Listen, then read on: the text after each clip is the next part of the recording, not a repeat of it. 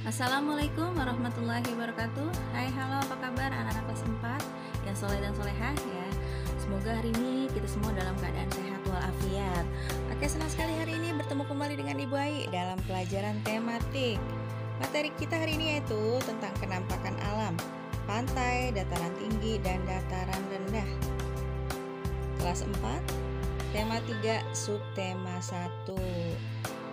Pantai, dataran tinggi, dan dataran rendah ya, ini semua adalah kenampakan alam ya.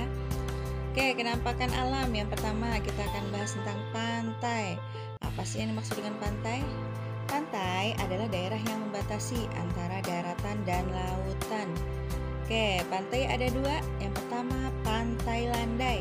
Gambarnya seperti ini ya, pantai yang pantainya itu rata ya. Oke, kalau yang kedua ini dinamakan pantai terjal ya. Pantainya biasanya berbatu. Jadi itu ya, pantai adalah daerah yang membatasi antara daratan dan lautan. Pantai ada dua, pantai landai dan pantai terjal. Manfaat pantai yaitu untuk objek wisata ya. Biasanya di sini kita jumpai di pantai landai ya. Nah, seperti gambar nih, banyak orang berwisata ke pantai. Oke, yang kedua menangkap ikan. Kita lihat pada gambar ini banyak nelayan yang menarik apa nih? Menarik jala ya, beramai-ramai untuk menangkap ikan ya. Selanjutnya budidaya rumput laut, budidaya kerang, kerang mutiara ya, pelabuhan, pasar ikan, oke, dan lain-lain. Jadi itu ya manfaat pantai, yaitu untuk objek wisata, menangkap ikan, budidaya rumput laut, budidaya kerang mutiara, pelabuhan, pasar ikan, dan lain-lain. Oke. Selanjutnya ciri-ciri pantai diantaranya yaitu udaranya kering, suhu udara panas, dan berpasir. Oke. Sumber daya alam yang terdapat di pantai, yang pertama macam-macam jenis ikan laut ya, kita bisa jumpai.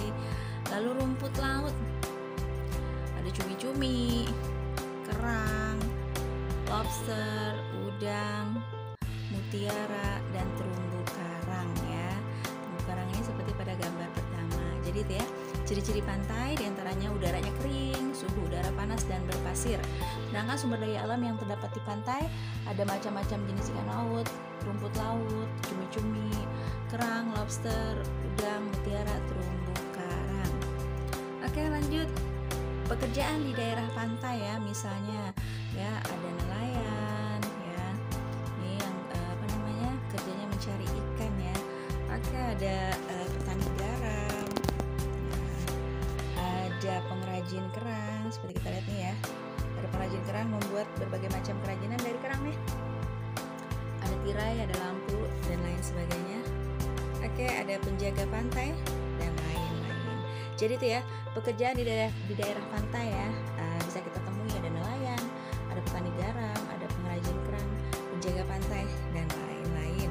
Yang kedua ini adalah kenampakan alam yang kedua, dataran tinggi ya. Oke, apa yang dimaksud dataran tinggi? Dataran tinggi adalah permukaan bumi yang ketinggiannya lebih dari 200 meter di atas permukaan laut.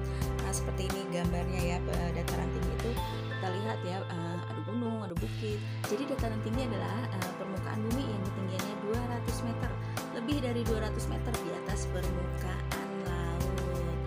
Oke, lanjut. Ciri-ciri dataran tinggi diantaranya ya. Yang pertama, beriklim sejuk ya, atau dingin ya. Yang kedua, cadangan air cukup banyak.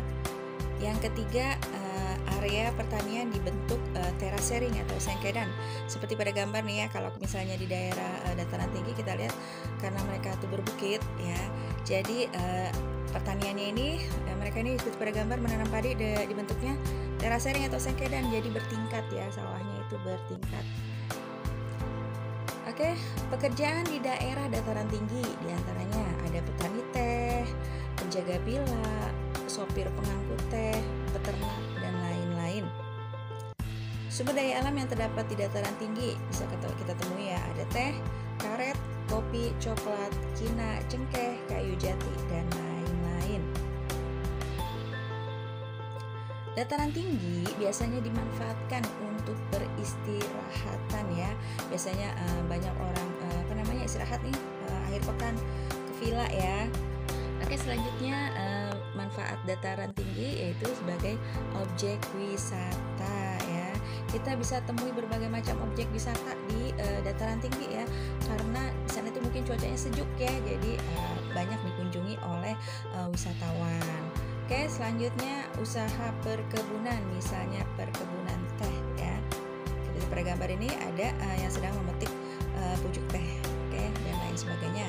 Jadi itu manfaat dataran tinggi diantaranya untuk peristirahatan, objek wisata, dan usaha perkebunan, misalnya perkebunan teh.